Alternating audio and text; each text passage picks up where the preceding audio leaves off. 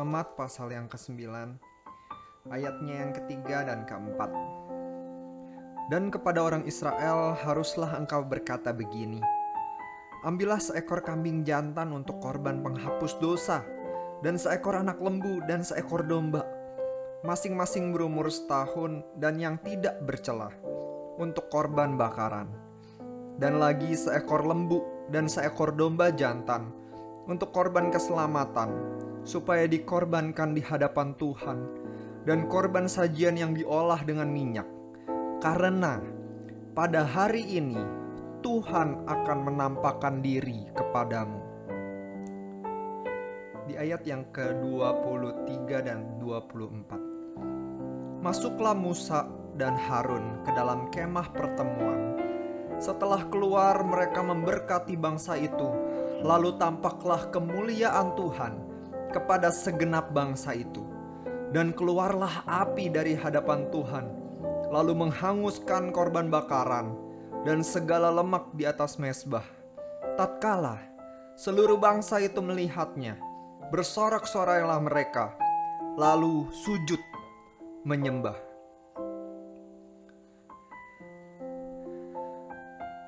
Ketika ada sebuah informasi datang kepada kita dengan mengatakan bahwa hari ini akan ada kedatangan seorang tamu spesial, adakah kita pasti mempersiapkan diri?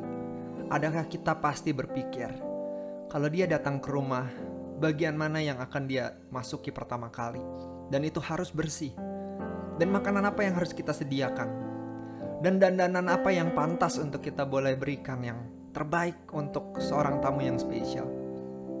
Demikianlah orang Israel mempersiapkan diri mereka, karena pemberitahuan bahwa pada hari itu Tuhan akan datang ke tengah-tengah mereka.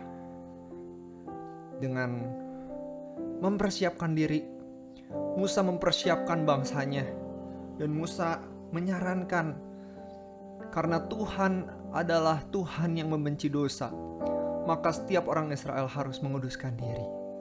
Mereka mulai dengan memberikan korban penghapus dosa, korban yang tidak bercela, yang menggantikan setiap dosa-dosa mereka. Karena pada hari itu Tuhan akan menampakkan diri kepada segenap bangsa Israel. Mereka melakukannya dengan sangat teliti. Mereka lagi-lagi melakukan setiap tugas yang diperintahkan Musa untuk mereka lakukan. Dan pada akhirnya ketika tampaklah kemuliaan Tuhan kepada segenap bangsa, di ayat yang ke-24, keluarlah api dari hadapan Tuhan, lalu menghanguskan korban bakaran dan segala lemak di atas mezbah. Sebuah pertunjukan yang luar biasa ketika tiba-tiba ada api yang keluar menyambar, dan yang disambar bukanlah orang Israel, orang-orang berdosa, melainkan korban bakaran, melainkan persembahan yang mereka sudah persembahkan. Dan disinilah anugerah Tuhan bagi bangsa Israel, sehingga bangsa Israel waktu itu bersorak-sorai. Mereka bersorak-sorai lalu sujud menyembah, karena ucapan syukur yang begitu besar, karena mereka tidak mati ketika Allah hadir menampakkan diri di hadapan bangsa Israel. Adakah kita merasakan anugerah Tuhan ketika kita bertemu dengan Tuhan? Murka Tuhan menyala atas dosa kita, namun bukan kita yang menanggung setiap dosa-dosa itu, karena Dia sudah mati di atas kayu salib.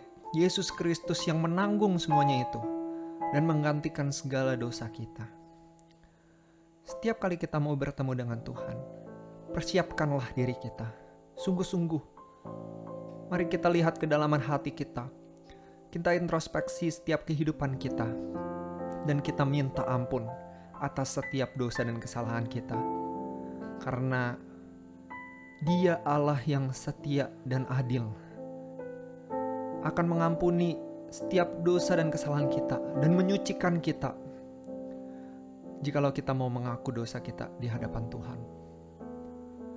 Di muka Tuhan Yesus kita hina. Di muka Tuhan Yesus kita terlalu sampah dan tidak ada yang tersembunyi di hadapannya. Maka rendahkanlah diri kita dan akuilah dan minta ampun kepada Tuhan.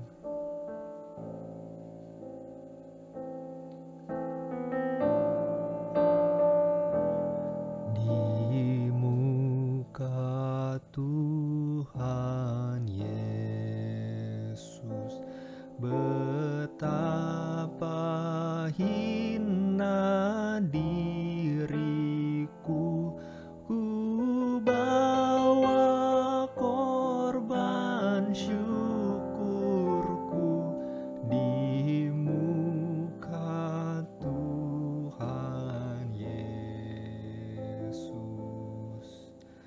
Bapa kami yang di sorga, kami bersyukur akan anugerah Tuhan yang begitu besar. Karena sesungguhnya murka Tuhan haruslah kepada setiap kami. Dan bangsa Israel boleh dilewati dari murka Tuhan karena persembahan korban pengakuan dosa. Dan saat ini kami tidak harus melakukannya, karena semuanya sudah digenapi oleh Yesus Kristus yang mati di atas kayu salib. Dan setiap murka Tuhan diberikan kepada Yesus Kristus yang tidak bersalah.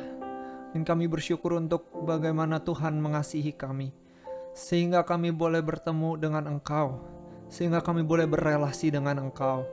Dan biarlah kami boleh terus-menerus mempersiapkan diri kami untuk bertemu dengan Engkau di masa nanti ketika kami mati. Kami rindu Tuhan, Engkau yang didik kami, Engkau persiapkan kami, Roh Kudus-Mu menyucikan kami hari demi hari, sehingga pada harinya nanti kami boleh menyambut kedatangan-Mu dan kami boleh menikmati Tuhan, bersorak-sorai dan memuji nama Tuhan. Terima kasih Tuhan, ini doa kami. Di dalam nama Tuhan Yesus Kristus kami berdoa. Amin.